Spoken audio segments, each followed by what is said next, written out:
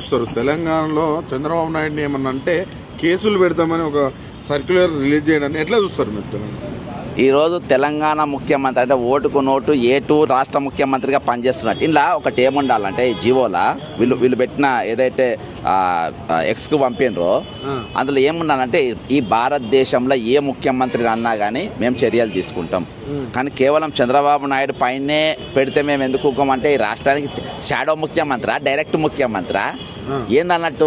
ఈరోజు చంద్రబాబు నాయుడు అంటాడు తెలంగాణ ముఖ్యమంత్రిగా వ్యవహరిస్తుండు, షాడో కాదు, బాగా రేవంత్ రెడ్డి షాడోగా ఉన్నట్టు, అంతే కదా? లేకుంటే ఇద్దరు పేర్లను ఉండాలి కదా.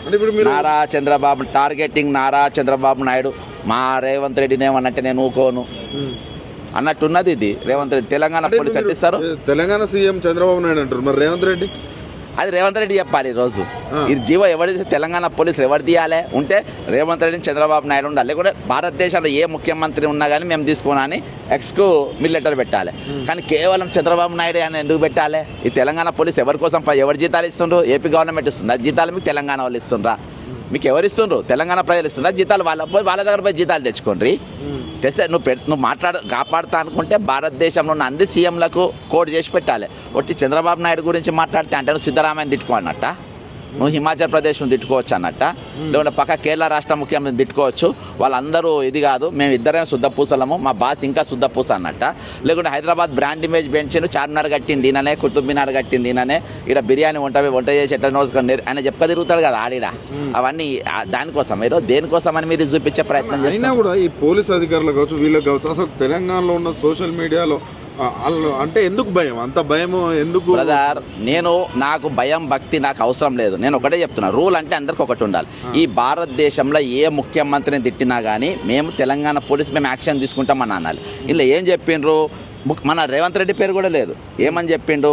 Hateful content targeting the honourable chief minister Chandrababu Naidu. అక్కడ నాకు గాలింది, అక్కడ నా కడుపు గాలింది, అక్కడ నాకు తిక్కలేసింది.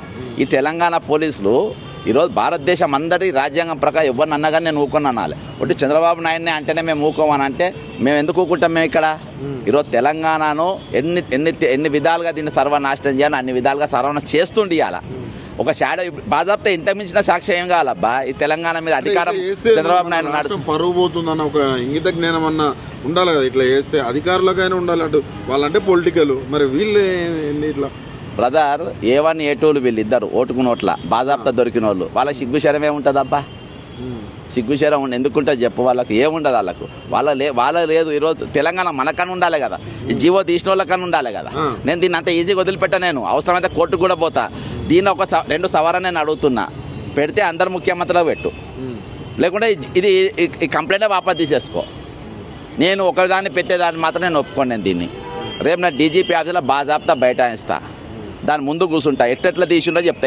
రాష్ట్రానికి ముఖ్యమంత్రి ఎవడు అని అడుగుతా, తెలంగాణ పోలీసుకు జీతం ఎవడిస్తుండో చెప్పాలి నాకు. ఏపీ గవర్నమెంట్ చంద్రబాబు నాయుడు ఇస్తుండా? ఎన్టీఆర్ ట్రస్ట్ భవన్కి వెళ్ళి వస్తుందా? లేకుంటే తెలంగాణ ప్రజల ఖజానా రక్త మాంసాల చెమట నుండి వస్తుందా? ఎక్కడికి వెళ్ళి వస్తుంది చెప్పాలి రేపు. అంత ఈజీగా నేనే మొదలా ఇంత బాధాప్త పెట్టి నా తెలంగాణ కోసం ఏది అల్లటప్ప ఏం కాలే. 1200 మంది చచ్చిపోతే వచ్చింది తెలంగాణ.